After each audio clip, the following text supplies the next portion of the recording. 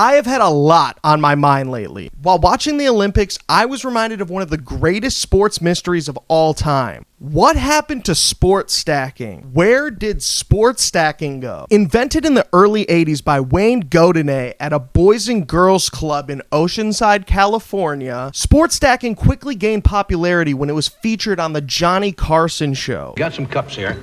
Johnny Carson. Who filled in for Johnny Carson? Jay Leno.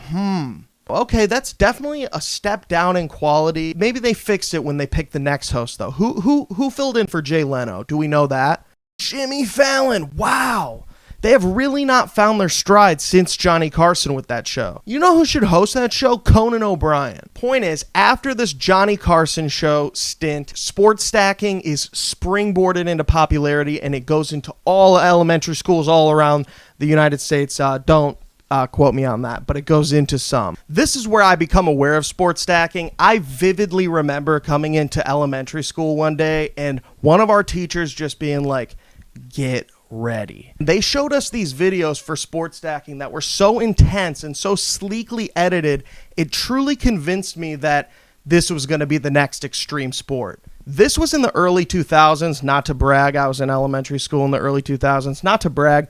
I don't actually remember 9/11, not to brag, but I came into consciousness in the 2003 NBA Finals when the Detroit Pistons whooped the Lakers. Man, that starting lineup, Rasheed Wallace, Ben Wallace, Rip Hamilton, Chauncey Billups, Tayshaun Prince. Man, that starting five. Speaking of sports stacking. So I'm watching these sports stacking videos and I'm getting mesmerized. You know how skateboarding has like a unique filming style that's been like developed by skateboard filmmakers over the years? It's its own style of filmmaking at this point. Sports stack videos don't have that, but they have something. They have a little bit of something. I truly believe that there was something so special about sports stacking that the government needed to intervene so that it didn't start a revolution.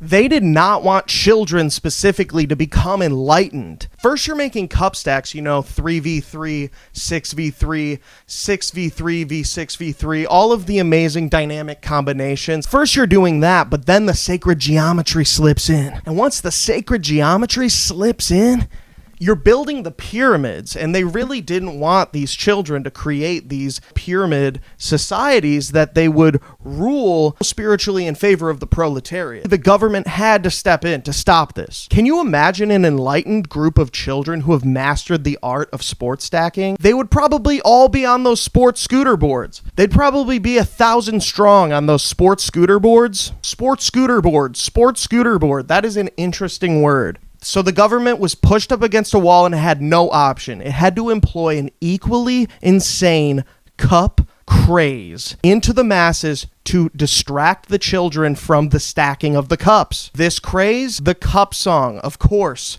Anna Kendrick's The Cup Song from Pitch Perfect. This was, of course, released into society so that no children would ever stack cups ever again. They would only ever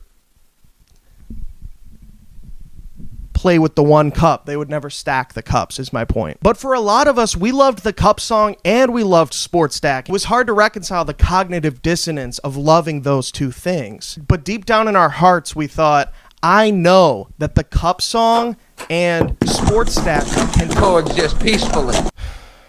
But there could only be one winner.